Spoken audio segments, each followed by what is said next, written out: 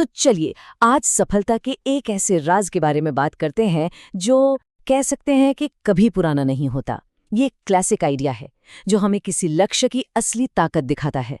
तो शुरू करते हैं। जरा इस बात पर सोचिए, इसका मतलब ये है कि अगर किसी का कोई लक्ष्य तय है तो वो उसे हासिल करने की क्षमता पहले से ही रखता है।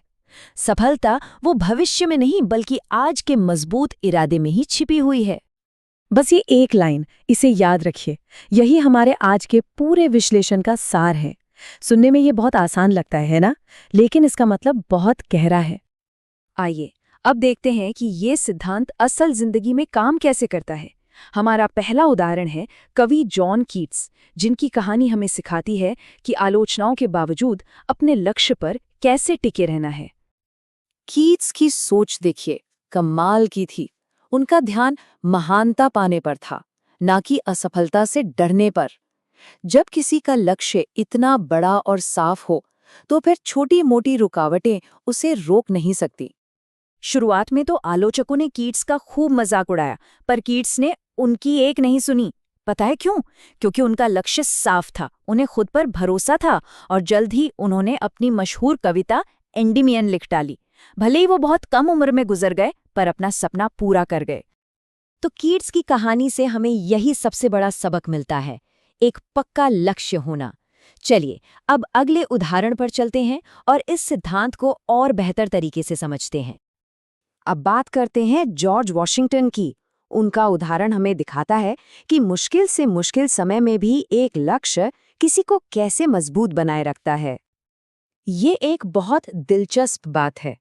हम अक्सर सफल लोगों की जीत तो याद रखते हैं, पर उनका संघर्ष भूल जाते हैं। वॉशिंगटन को भी कई बार हार का सामना करना पड़ा था।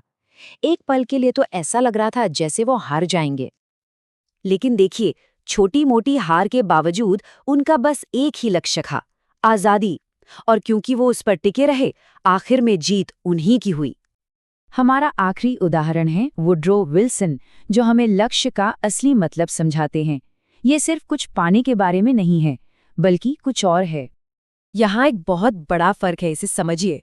विल्सन सिर्फ राष्ट्रपति नहीं बनना चाहते थे, वो उस पद के लायक बनना चाहते थे। इज्जत काम के बाद मिलती है, पहले नहीं। जब वो राष्ट्रपति बने तो लोग हैरान थे।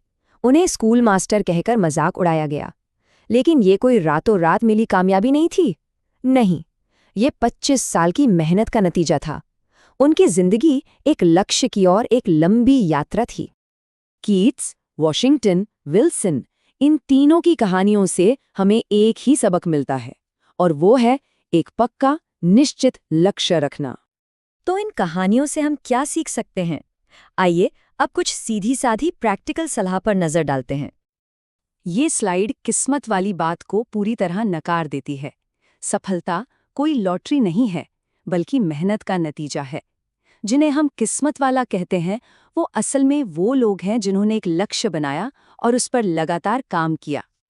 यहाँ ऊर्जा का सीधा सा हिसाब है। अपनी सारी ताकत एक बड़े काम में लगाइए, ना कि उसे 10 अलग अलग कामों में बांट दीजिए और फिर कहीं के न रहिए। फोकस ही असली ताकत है। और यह सिद्धांत सिर्फ कला या राजनीति में ही नहीं, बल्कि हर जगह काम करता है। सोचिए उन बड़े बड़े व्यापारियों के बारे में जिन्होंने जीरो से शुरुआत की थी। उनके पास सिर्फ एक ही चीज थी, एक पक्का लक्ष्य। तो इस पूरी बातचीत का सार इन 3 आसान से कदमों में है। पहला, एक बड़ा लक्ष्य चुनें। दूसरा, बिना रुके उस पर काम करें। और तीसरा, हिम्मत से मुश्किलों का सामना करें। और आखिर में ये विश्लेषण हमें एक सीधे और बहुत गहरे सवाल के साथ छोड़ जाता है। क्या कोई लक्ष्य है?